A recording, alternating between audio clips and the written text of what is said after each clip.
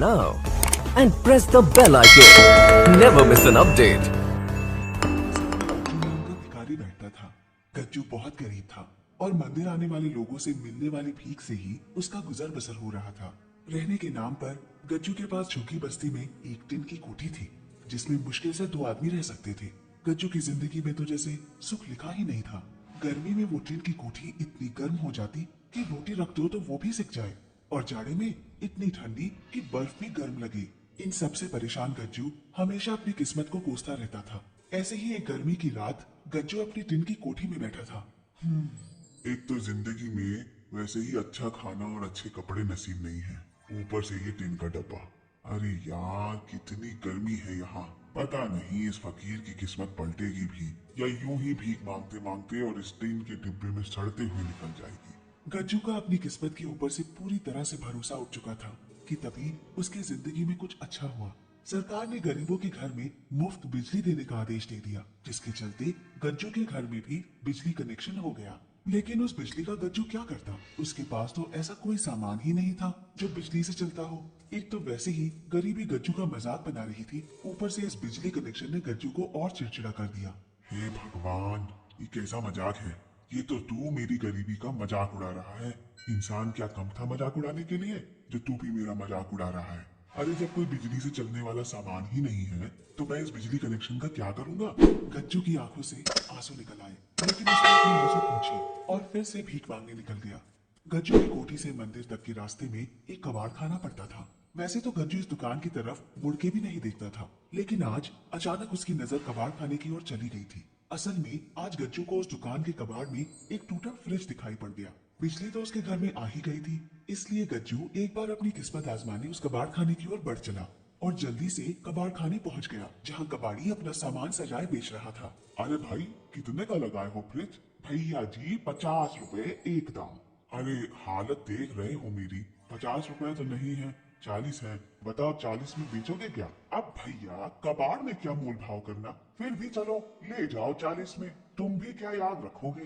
गज्जू ने उस फ्रिज को सस्ते में खरीद लिया और उसे जाकर अपनी कोठी में रखाया। गज्जू कोठी से वापस फिर से मंदिर भीख मांगने चला गया और रात को वापस आकर सो गया। रात में कोठी वापस आकर जब गज्जू ने फ्रिज को ध्यान से देखा तो पाया कि वो फ्रिज काफी अच्छी हालत में था, बस उसे थोड़ी मरम्मत की जरूरत थी।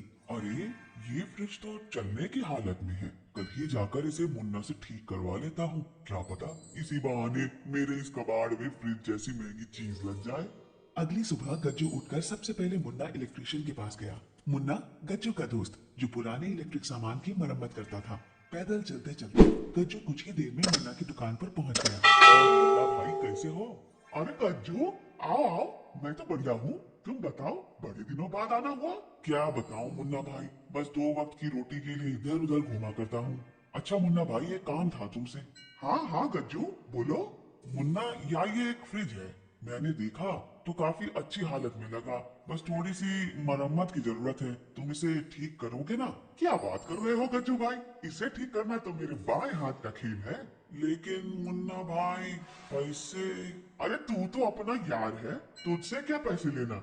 नहीं नहीं, गज्जू किसी का हक नहीं मारना चाहता। मेरे पास 50 रुपए है, अभी के लिए तुम यही रख लो।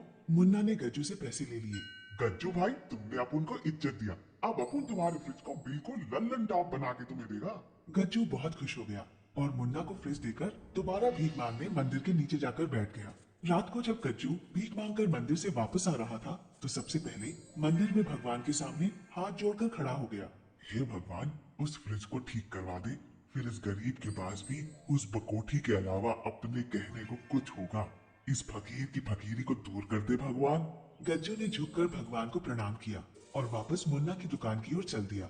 जब तक गज्जू मुन्ना की दुकान तक पहुंचा, तब तक मुन्ना पहले से ही गज्जू के फ्रिज को पूरी तरह ठीक कर चुका था। मुन्ना ने उस फ्रिज को ठीक करके बिल्कुल नए फ्रिज जैसा चमका दिया था। उस फ्रिज को देखकर गज्जू बिल्कुल दंग रह गया। क्यों, क्या कहा था मुन्ना?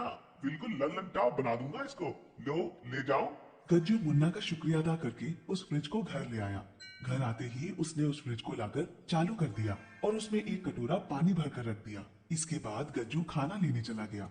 वापस आकर खाना खाने के बाद बची हुई एक रोटी गज्जू ने फ्रिज में रख दी और आराम से सो गया। अगली सुबह गज्जू ने पानी पीने के लिए जैसे ही फ्रिज खोला उसकी तो होश ही उड़ गए।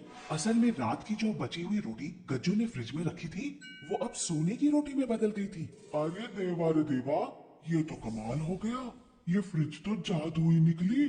गज्जू उस रोटी को बार बार छू के देखने लगा, लेकिन उसे विश्वास नहीं हो रहा था। उस रोटी को गज्जू एक सुनार के पास ले गया और उससे उस सोने की रोटी को परखने को कहा। अरे भैया, ये तो बिल्कुल खरा सोना है, इसे मुझे बेच दो, जो कीमत मांगोगे वो दूंगा। अच्छा ऐसा है, तो लाओ 1 लाख रुपए इसके। गज्जू को हैरानी तब हुई जब सोनार ने खुशी खुशी रोटी के बदले उसे 1 लाख रुपए दे दिए। गज्जू 1 लाख रुपए पाकर खुशी से फूला न समा रहा था। उसने अपनी जिंदगी में इतने पैसे एक साथ कभी नहीं देखे थे, लेकिन गज्जू एक समझदार आदमी था। अब उसने उस फ्रिज में थोड़ा थोड़ा सामान रख के उसके सोने में बदलने के बाद उसे बेचकर काफी पैसा इकट्ठा कर लिया और उन पैसों से एक इलेक्ट्रॉनिक सामान की दुकान खोल ली। जल्द ही गज्जू की वो दुकान चल पड़ी और उसका व्यापार बढ़ने लगा।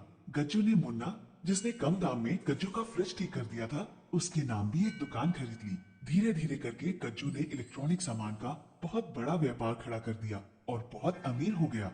अब उसके पास वो हर चीज थी जिसके लिए वो कभी तरसता था। एक बड़ा घर, महंगी गाड़ी, सारी सुख सुविधाएं और मुन्ना जैसा सच्चा दोस्त। एक दिन मुन्ना और गज्जू साथ खड़े अपनी दुकानों को देख रहे थे।